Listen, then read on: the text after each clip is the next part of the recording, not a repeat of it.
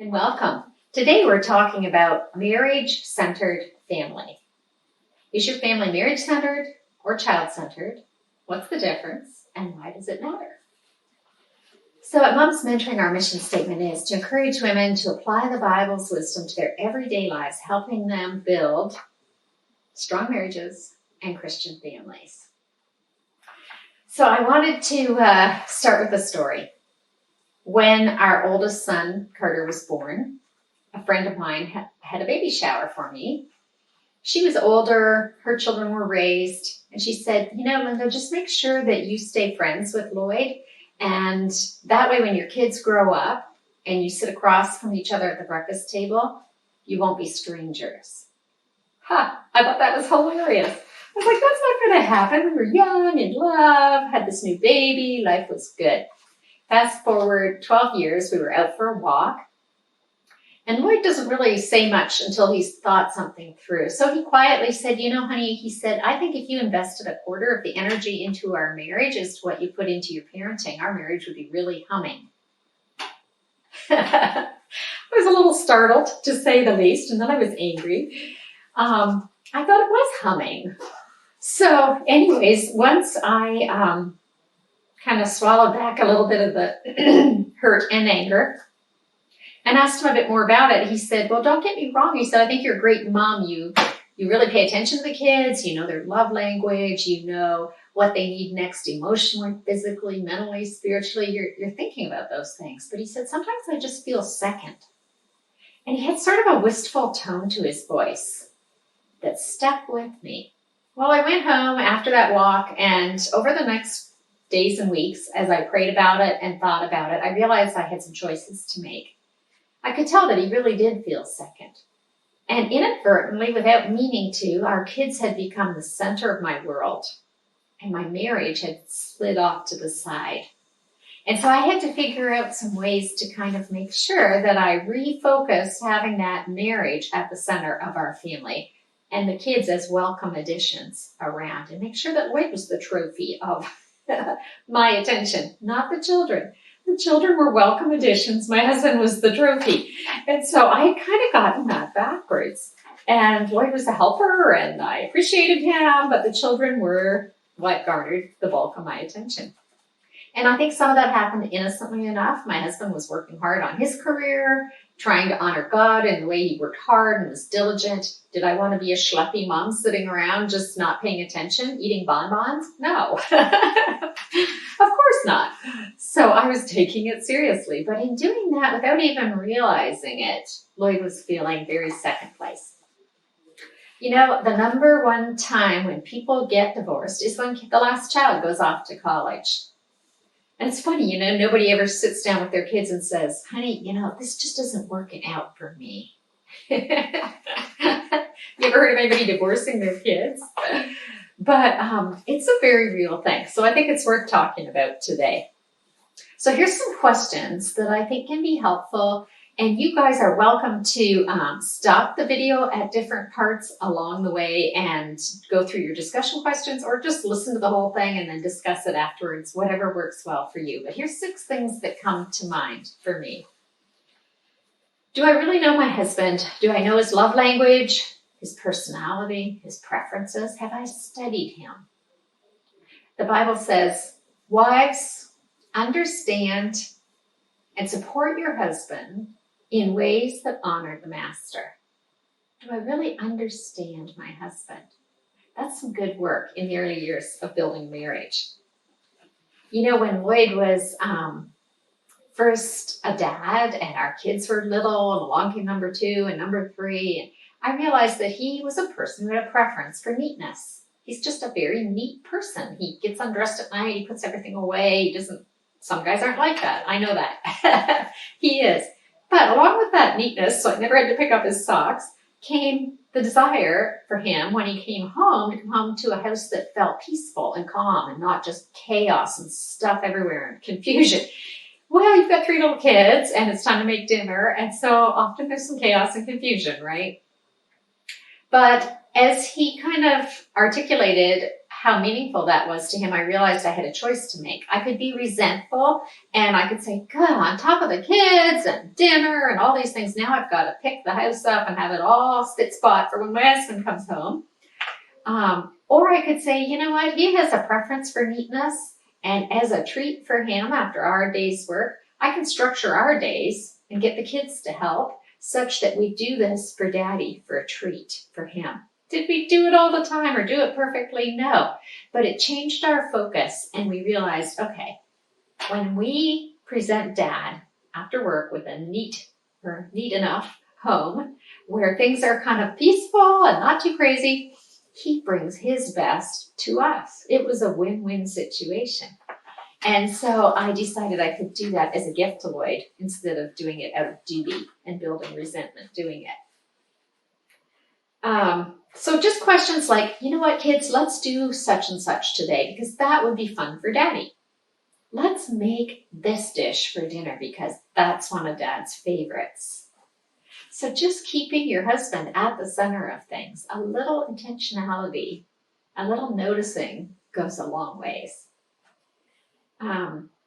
What else? Questions to ask yourself. Does your husband have priority in your thoughts and in your actions?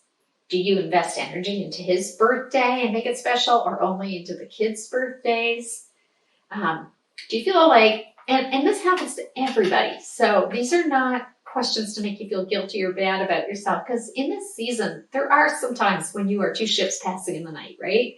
You've got a 2-year-old and a new baby and probably a puppy in the mix, or you just moved and it's a little chaotic.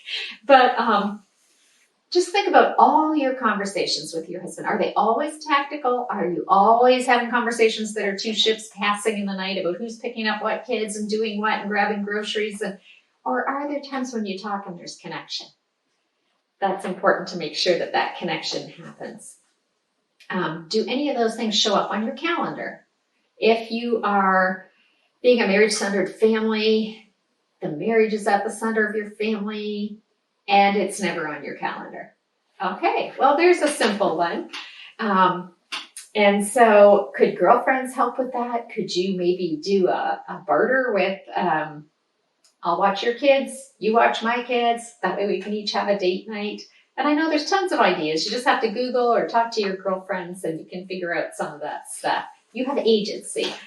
You don't have the choice maybe to just abandon everything and jump on an airplane and go to Paris for 2 weeks. But inside the framework of being a young wife and mother, you have some choices to make about how to grow this marriage and make sure your husband doesn't feel ignored. And then do you grumble about your husband? It's easy, isn't it, when you live with somebody to notice their shortcomings and their weaknesses?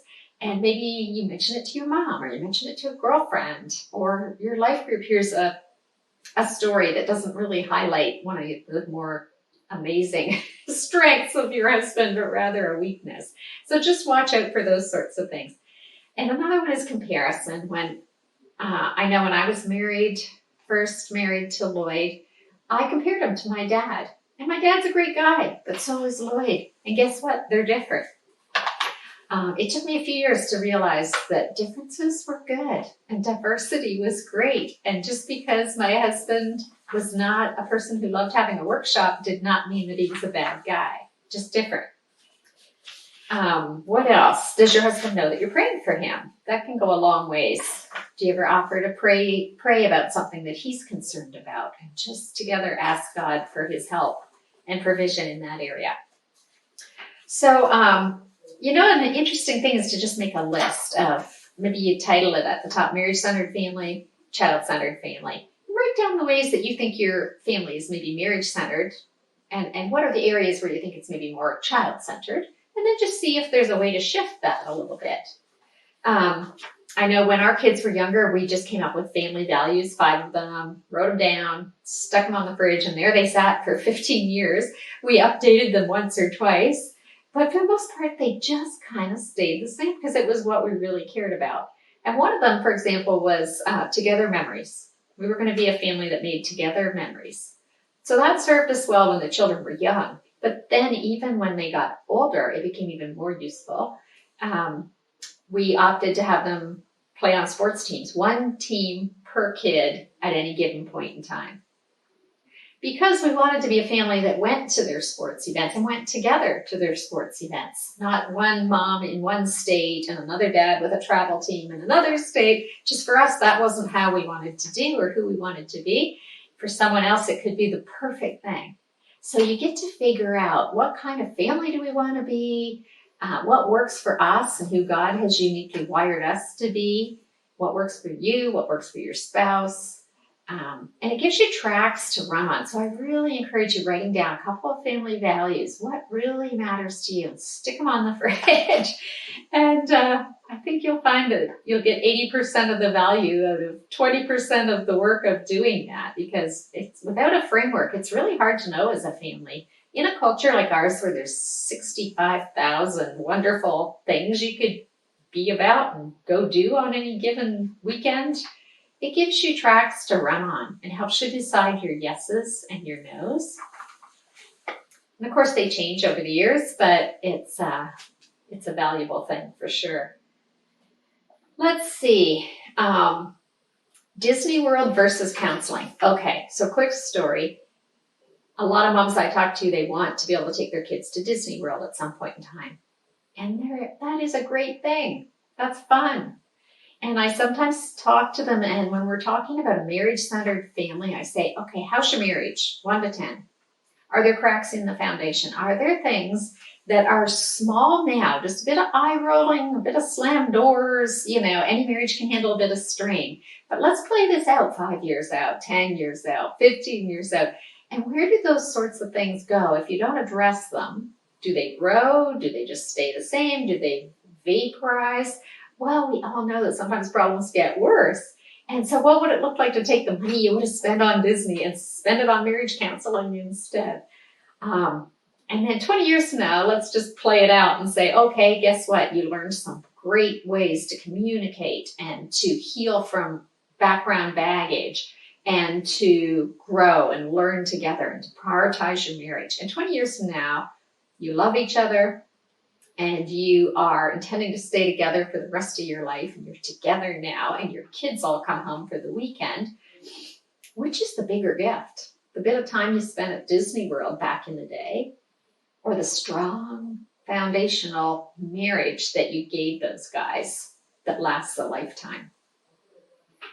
Well, I think we all know the answer to that. So I'm not saying don't go to Disney World, but I am saying be willing to ask for help outside yourselves. It only is strong people who have strong and humble people who have the guts to go to marriage counseling when the problems are small and say, you know what, we don't just want a good marriage. We want a great marriage. We want one that lasts, that's strong, that can bless us, bless our children, and be a blessing in the world at large. And I think that's something that God will honor if you head in that direction. So I just encourage you to think outside the box in that way. And then think about, what do we need to stop doing and start doing? And I have a friend, Shauna Nyquist, and she wrote a book called Bittersweet. And there's a whole chapter in there just called Things I Don't Do. And it's an awesome chapter that just ties in with that whole idea. Things to stop doing, things to start doing. So I'm just so glad we're on this journey together, and I just wish you all the best as you lean into having a marriage-centered family.